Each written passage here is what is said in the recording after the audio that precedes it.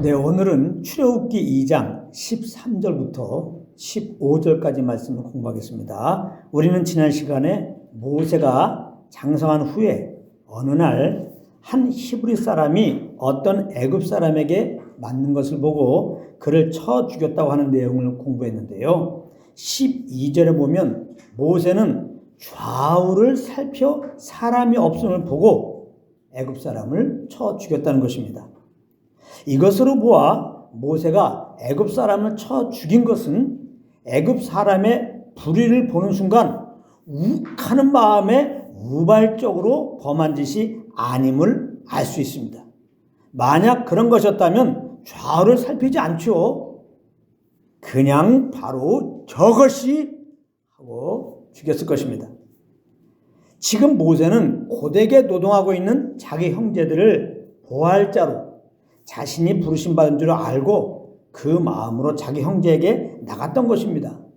그런데 자기 형제가 지금 어떤 애굽 사람에 의해 원통한 일을 당하고 있는 것을 목도하게 된 것입니다. 그때 모세는 이런 상황 속에서 고통당하는 자기 형제를 어떻게 보호해 주어야 하나 고민하게 되었던 것입니다. 그러던 중 나름 생각해내었던 것이 바로 쥐도 새도 모르게 애굽 사람을 쳐 죽이는 것이었습니다. 그리고 그 죽은 시신을 모래 속에 감추면 그에게 고통받고 있던 자기 형제를 잘 돌보는 것이 아닌가라고 생각했던 것입니다.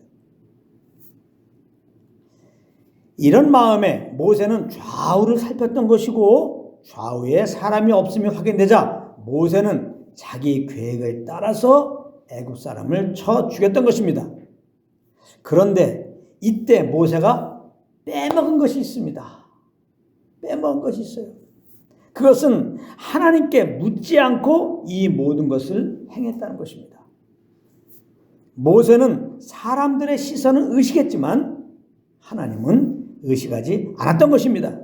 그러다 보니 모세는 본의 아니게 하나님의 뜻을 잘 수행하려고 한 짓이 그만 자기 의를 세우는 일이 되어버린 것입니다. 우리 역시 이것을 조심해야 되는 거죠.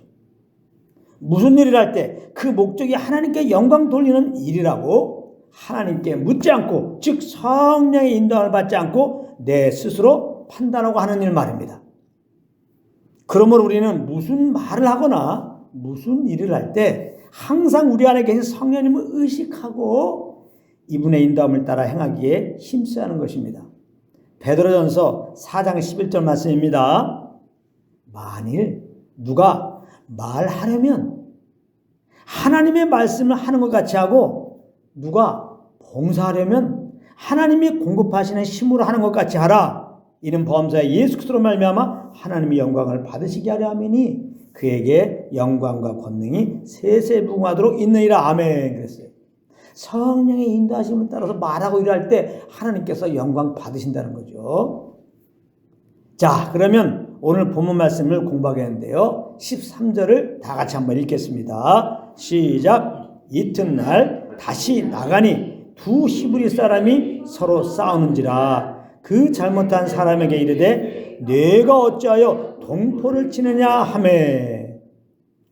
모세는 애굽 사람을 쳐 죽인 다음날 다시 자기 형제들에게 나갔다는 것입니다. 왜 나갔을까요? 자기 형제들을 돌보려고 나간 것입니다. 그런데 두 히브리 사람이 서로 싸우고 있는 것입니다. 모세는 그것을 본 것입니다. 그래서 모세는 그 잘못한 사람에게 내가 어찌하여 동포를 치느냐 이렇게 물은 것입니다. 여기 동포라는 말을 썼습니다. 이 말은 아주 친밀한 관계를 나타낼 때 쓰는 말입니다. 그러므로 우리는 이 동포라는 말을 쓴 것으로 보아서 모세가 그 잘못한 형제를 판단하고 정죄하는 마음으로 물은 것이 아님을 알 수 있는데요. 14절에 보면 모세는 전혀 예기치 않은 대답을 듣게 됩니다. 14절을 또 다 같이 한번 읽겠습니다. 시작. 그가 이르되 누가 너를 우리를 다스리는 자와 재판관으로 삼았느냐? 네가 애굽 사람을 죽인 것처럼 나도 죽이려느냐? 모세가 두려워하여 이르되 일이 발로 되었도다. 이렇게 말씀하고 있습니다. 여기 보면 그 잘못한 사람은 누가 너를 우리를 다스리는 자와 재판관으로 삼았느냐? 내가 애굽 사람을 죽인 것처럼 나도 죽이려느냐? 이렇게 말했는데요. 이 말을 들었을 때 모세는 상당히 놀랍고 억울했을 것입니다. 자기의 마음과 전혀 맞지 않는 말을 들었기 때문입니다. 모세는 지금 그가 말한 것처럼 그들을 다스리거나 재판하러 온 것이 아니었고 그들을 뭐하러 왔어요? 돌봐주려고 왔던 것입니다. 그런데 그들이 서로 싸우고 있으니 서로 싸우지 말고 잘 지내면 좋겠다는 아주 그들을 사랑하는 마음에서 그렇게 물어본 것이었습니다. 그런데 그 잘못한 사람은 모세의 그 마음을 몰라주고 자기의 수치를 드러냈다는 그 사실에 분개해서 모세의 말을 무시했을 뿐만 아니라 모세의 약점을 이용하여 이제 자기를 죽일 살인자로 취급했던 것입니다. 그러니까 모세 입장에서는 지금 얼마나 황당하겠습니까? 그런데 우리도 이런 상황을 종종 겪게 되지 않습니까? 나는 정말 선한 의도로 말하고 행한 것인데 그런 내 마음이 상대방에게 철저하게 무시당하고 오히려 그것이 상대방의 감정을 자극하게 된 꼴이 되어서 그로 말미암아 그로부터 큰 해를 받게 되는 거 말입니다. 그래서 이런 일을 당하게 되면 세상 사람들은 뭐라고 말하냐? 미치고 팔짝 뛸 것 같다. 이렇게 말하죠. 진짜 미치고 팔짝 뛸 것 같다. 너무나 황당한 일을 만납니다. 여러분, 이럴 때 유일하게 우리의 위로 되시는 분이 계신데 그분이 누군지 아십니까? 우리 주 예수 그리스도이신 것입니다. 아멘. 하나님이신 그분이 이 낮고 천한 사람의 모양으로 이 땅에 오신 것은 왜 그러신 것입니까? 이유는 단 하나입니다. 오직 죄에 빠진 우리를 죄에서 구원해 주시기 위해서 오신 것입니다. 그런데 이 세상은 예수님을 어떻게 대했습니까? 예수님을 구세주로 영접하지 않았습니다. 요한복음 1장 11절입니다. 자기 땅에 오매 자기 백성이 영접하지 아니하였으나. 여기서 그치지 않고 이 세상은 예수님을 십자가로 몰아갖고 우리의 죄짐을 지시고 십자가에 달리셨을 때 얼마나 조롱했는지 모릅니다. 마태복음 26장 39절부터 44절까지 잘 묘사하고 있습니다. 제가 한번 하나하나 읽어볼 테니까 잘 들어보시기 바랍니다. 지나가는 자들은 자기의 머리를 흔들며 예수를 모욕하여 이르되 성전을 헐고 사흘에 짓는 자여 내가 만일 하나님의 아들이거든 자기를 구원하고 십자가에서 내려오라 하며. 네가 무슨 하나님의 아들이야 이 말이죠. 이 범죄인 주제, 이 죄인인 주제, 그 말하는 거죠. 그와 같이 대제사장도 서기관들과 장로들과 함께 희롱하여 이르되 그가 남은 구원하였을 때 자기는 구원할 수 없도다. 그가 이스라엘 왕이로다. 지금 십자가에서 내려올지어다. 그리하면 우리가 믿겠노라. 네가 무슨 구원자냐? 네 죄로 네가 지금 이렇게 십자가 달려 죽게 되었는데 이 죄인아, 이런 말이죠. 그가 하나님을 신뢰하니 하나님이 원하시면 이제 그를 구원하실지라. 그의 말이 나는 하나님의 아들이라 하였도다 하며 함께 십자가에 못 박힌 강도들도 이와 같이 욕하더라. 강도까지 욕해. 그런데 여러분, 이렇게 우리의 구원을 위해서 우리 대신 그 고통의 십자가를 지시고 계신 예수님께 비웃고 욕하는 우리들에 대하여 예수님은 어떻게 하신 줄 아십니까? 이 모든 것을 공의로 심판하시는 하나님께 부탁하시고 예수님은 친히 그 몸으로 우리의 죄를 담당하고 죽으신 것입니다. 베드로전서 2장 23절 24절 말씀입니다. 욕을 당하시되 맞대어 욕하지 아니하시고, 잘 들으세요. 고난을 당하시되 위협하지 아니하시고 오직 공의로 심판하신 이에게 부탁하시며 친히 나무에 달려 그 몸으로 우리 죄를 담당하였으니 이는 우리로 죄에 대하여 죽고 의에 대하여 살게 하려 하심이라. 그가 채찍에 맞음으로 너희는 나음을 얻었나니 기록하고 있습니다. 그러므로 여러분, 우리가 선을 행하다가 혹 고난을 받을 때 이 예수님이 우리에게 얼마나 위로가 되는지 모르는 것입니다. 그러므로 고난 중에 너무 억울해하지 마시고 이 예수님을 생각함으로 모든 것을 하나님께 맡기고 예수님처럼 참는 자리에 가시는 여러분들 되시기를 바랍니다.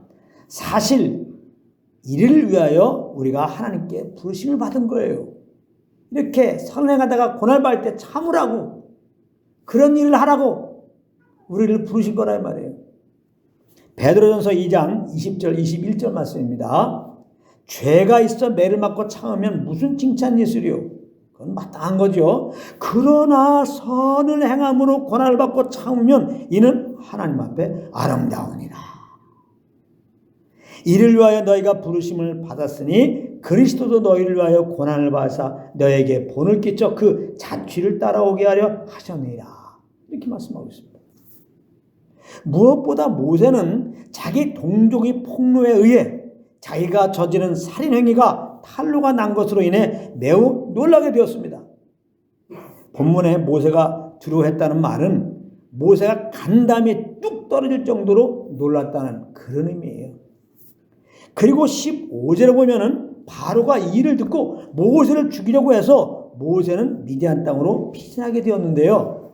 15절 말씀입니다. 다 같이 한번 읽겠습니다. 시작. 바로가 이 일을 듣고 모세를 죽이고자 하여 찾는지라 모세가 바로의 낯을 피하여 미디안 땅에 머물며 하루는 우물 곁에 앉았더라. 그런데 이 모세의 피신한 것을 보고 히브리서 기자는 성령의 감동하심 따라서 이렇게 기록하고 있습니다. 이 말씀이 굉장히 중요해요. 히브리서 11장 24절부터 26절까지 비교적 긴 구절인데요. 제가 한번 읽어보겠습니다. 믿음으로 모세는 장성하여 바로의 공주의 아들이라 칭함받기를 거절하고 도리어 하나님의 백성과 함께 고난받기를 잠시 죄악에 나갈 누리는 것보다 더 좋아하고 그리스도를 위하여 받는 수모를 애굽의 모든 보화보다 더 큰 재물로 여겼으니 이는 상 주심을 바라봄이라. 믿음으로 애굽을 떠나 왕의 노함을 무서워하지 아니하고 곧 보이지 아니하는 자를 보는 것 같이 하여 참았으며. 아멘. 우리가 다음 시간에 이 부분을 조금 자세히 공부하도록 하겠습니다. 대충 넘어가기에는 너무나 많은 진리가 있어서 오늘 다 하기에는 또 너무 시간이 많이 가서 다음 주일날 자세히 하고 오늘 우리에게 주신 말씀은 받기 원하는데요. 이 구절에서 제일 중요한 단어는 뭐냐? 믿음으로입니다. 믿음으로. 우리는 모세가 단지 자기가 행한 일에 탄로가 났고 그로 인해 바로 왕으로부터 죽을 위협에 처해서 미디안 땅으로 부랴부랴 도망간 것이라고 생각할 수 있는데요. 히브리서에서는 모세는 애굽을 떠난 것은 믿음 때문이었다는 겁니다. 믿음으로 그렇게 되었다는 겁니다. 그렇다면 모세를 애굽에서 떠나게 했던 그 믿음은 무슨 믿음이었을까요? 자기는 히브리인들을 돌보고 애굽에서 구해내는 자로 부르심을 받은 자라고 하는 그런 믿음입니다. 이 믿음으로 모세는 애굽에서 바로의 공주의 아들로 부귀영화를 누리고 있기보다 자기 형제들과 함께 고난받는 길을 택하여 갔다는 것입니다. 인간적으로 보면 모세는 자기가 행한 일에 탄로가 나서 아무리 바로가 죽이려고 해도 얼마든지 그 위기를 모면하고 계속 바로의 공주의 아들로서 잘 지낼 수가 있었던 것입니다. 정치인들을 보십시오. 그들은 얼마든지 그 권력을 이용하여서 자기의 잘못을 가리고 나는 죄가 없다 하고 떵떵거리면 다니고 있지 않습니까?